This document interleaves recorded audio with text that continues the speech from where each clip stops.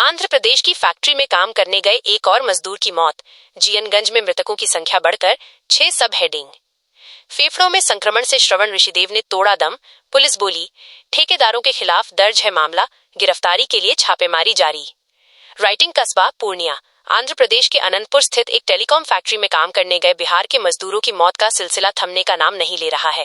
ताजा मामले में कस्बा प्रखंड के जीएनगंज मुशहरी टोला निवासी श्रवण ऋषिदेव, पिता लालू ऋषिदेव की फेफड़ों में संक्रमण के कारण मौत हो गई। श्रवण की मौत के बाद इस मामले में मृत मजदूरों की संख्या बढ़कर 6 हो गई है। परिजनों के अनुसार फैक्ट्री में काम के दौरान जहरीली धूल के संपर्क में आने से कई मजदूर गंभीर रूप से बीमार हो गए थे। इलाज के बाद भी श्रवण की जान नहीं बच सकी। लगातार हो रही मौतों से जीएनगंज गांव में शोक और दहशत का माहौल है। ग्रामीणों में ठेकेदारों और संबंधित कंपनी के खिलाफ गहरा आक्रोश देखा जा रहा है। पुलिस के अनुसार इस मामले में संबंधित कंपनी और नामजद ठेकेदारों के खिलाफ कस्बा थाना में पहले से प्राथमिकी दर्ज है। सदर एसडीपीओ डॉक्टर गौरव कुमार तथा कस्बा थानाध्यक्ष ज्ञान रंजन ने बताया कि मामले की गंभीरता से जांच की जा रही है और आरोपित ठेकेदारों की गिरफ्तारी के लिए लगातार छापेमारी की जा रही है। जल्द ही सभी नामजद आरोपितों को गिरफ्तार कर लिया जाएगा। ग्रामीणों का आरोप है कि ठेकेदार बेहतर रोजगार का झांसा देकर मजदूरों को दूसरे राज्यों में ले जाते हैं, जहां उनसे कठिन परिस्थितियों में काम कराया जाता है। बीमार पड़ने पर उन्हें वापस घर भेज दिया जाता है, जिससे उनके परिवारों पर दुखों का पहाड़ टूट पड़ता है।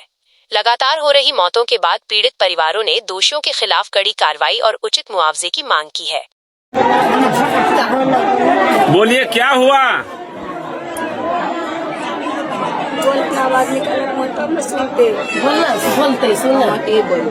तो तू सब बोल जितना दिन के लिए पढ़ना जो ठेकेदार था, हमको इंसाफ चाहिए। उसका घर में सील पैक होना चाहिए। ये खटाने ले गया था? जो खटाने ले गया था मुन्ना का बेटा, मुन्ना का बेटा, जुनैद नाम है ना ठेकेदार का। उसका द्वारा बहुत आदमी मर गया, बहुत मर गया। कितना का परिवार हो जाए, बहुत परिवार उजाड़ दिया, बहुत अति को खा गया। आज जो मतलब जो मरे हैं, ये क्या बोलते हैं, उसका नाम क्या है? श्रवण कुमार ऋषिदेव। उसका पापा का नाम लालू। शादीशुदा था क्या? नहीं था। कितना उम्र होगा? 18 साल।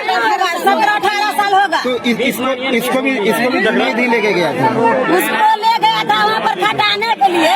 जब ये बच्चा से बोला कि ये काम हम नहीं करेंगे, ये काम में हमको गंदा हो रहा है, सीमेंट बना था केमिकल दे करके, हम यहाँ पर नहीं खटेंगे, ये जबरदस्ती करके वहाँ पर रखा था। तो मतलब कि ये लोग तो नहीं खटेंगे, हम लोग नहीं खटेंगे, फिर भी रख लिया। कहाँ ले गया था काम में? कहाँ ले गया था?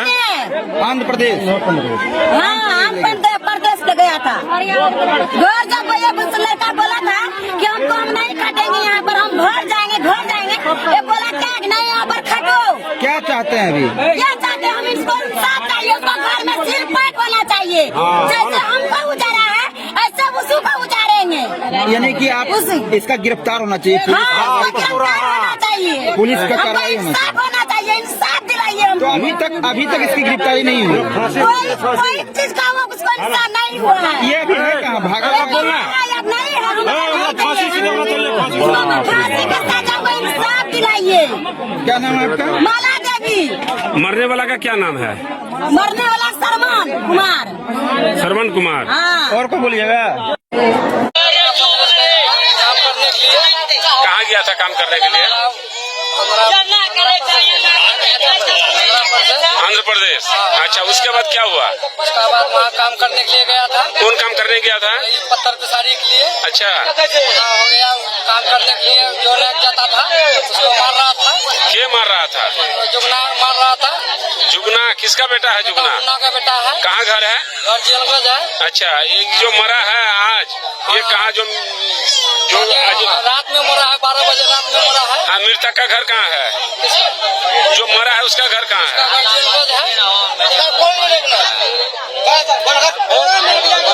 हम लोग मौजूद हैं कस्बा प्रखंड के बूढ़ी पंचायत जीएनगंज गांव में। लगातार आदमी मर रहे हैं। इससे पहले 4 आदमी मर चुका, जिसमें थाना प्रभारी भी सबको संज्ञान में लिया है। उस पर एफआईआर भी हुआ है। अभी जो है हम लोग यहाँ बैठे हुए हैं बूढ़ी पंचायत के जीएनगंज गांव में। एक महादलित है, वो लल्लू ऋषि, लल्लू ऋषि का बेटा जो है सरवन ऋषि, ये भी वहाँ आंध्र प्रदेश में काम कर रहा था। ये लोग लगातार वहाँ काम कर रहा था और यहाँ से जो है ठेकेदार जो है जुगनू नाम का है, वो उसको लेके जाता था वहाँ जाके फैक्ट्री में पत्थर का घिसाई करता था। कहाँ लेके जाता था? वो आंध्र प्रदेश। अच्छा। आंध्र प्रदेश में वहाँ पत्थर का घिसाई करता था अंडरग्राउंड। उस पत्थर के घिसाई से उसका जितना भी डस्ट निकला वो डस्ट उसके फेफड़ा में चला गया। जो फेफड़ा में जाने से उसका फेफड़ा जाम हो गया। धीरे धीरे धीरे लोग का सांस लेना बंद हो गया, जिसके वजह से कई लोग वहाँ से जब इस तरह से आए यहाँ, तो यहाँ हम लोग को मालूम हुआ तो हम लोग देखे, थाना प्रभारी को खबर किए, एसपी को बोले, डीएम साहब को बोले कि इस तरह का हो रहा है। और अभी 6 आदमी का रिपोर्ट है कि वो मर गया है। बाकी इस गांव में महादलित टोला में हम हैं, जीएनगंज के गांव में, यहाँ भी पता चल रहा है कि और कई है, जिसमें अभी हम बुला के हम देखा भी है कि वो जन्नो ऋषि का बेटा जो है वो भी सीरियस है। और कई ऐसा है जिसका नाम हम नहीं बता सकेंगे। कई लोग हैं जो बीमार यहाँ पड़ा हुआ। एक है जीएनगंज गांव का ही है रब्बानी, उसका बेटा का नाम क्या है? दानिश। वो भी वहाँ एम्स में इलाज हो रहा है।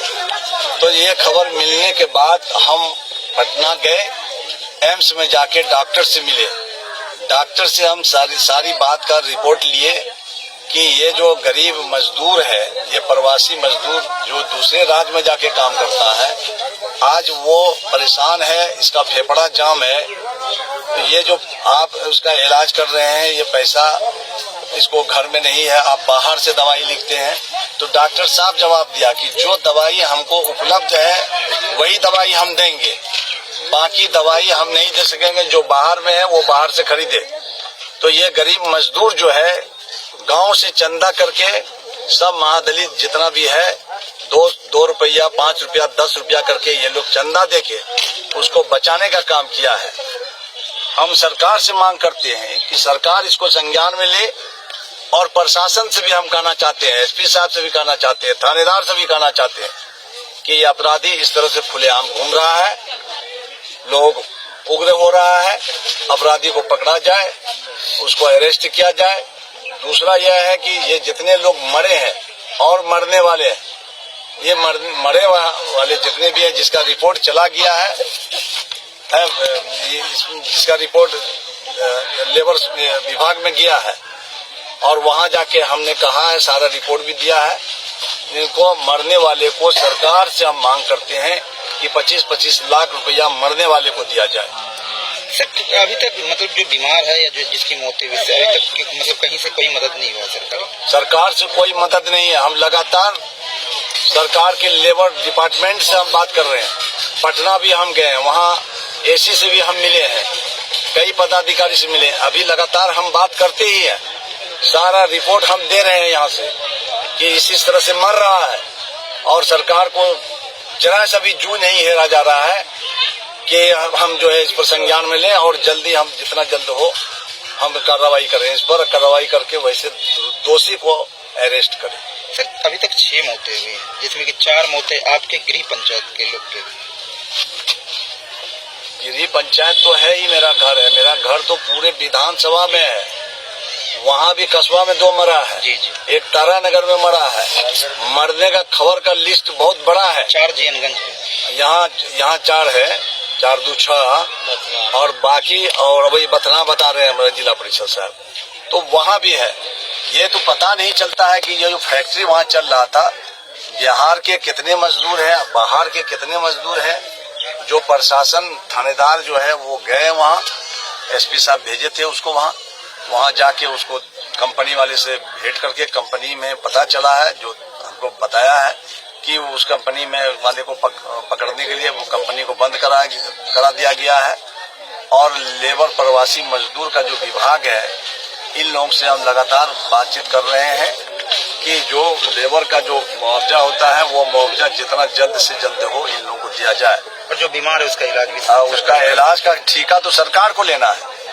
सरकार अब तक जुड़ नहीं रहा। अब मीडिया के द्वारा सारा खबर मिल रहा है सरकार को, सरकार का जुड़ नहीं रहा है। हम तो सदन में किसी और से हम सवाल उठा रहे हैं और सदन में हम माननीय मुख्यमंत्री से भी मिलेंगे, हम जा रहे हैं। माननीय मुख्यमंत्री जी से मिलकर हमें सारी बात को बताएंगे कि भाई लगातार इतने लोग मर रहे हैं जिसका कोई भी लेखा जोखा नहीं है सरकार को, भाई कहीं से कोई ये नहीं है। तो अब हम अपने तौर से जितना भी हो सकता है हम आगे जाके बात करेंगे। और आप लोगों को भी हम धन्यवाद देते हैं कि मीडिया भाई लगातार जो है इस न्यूज को छाप रहे हैं। ये बहुत अच्छी बात है कि सारे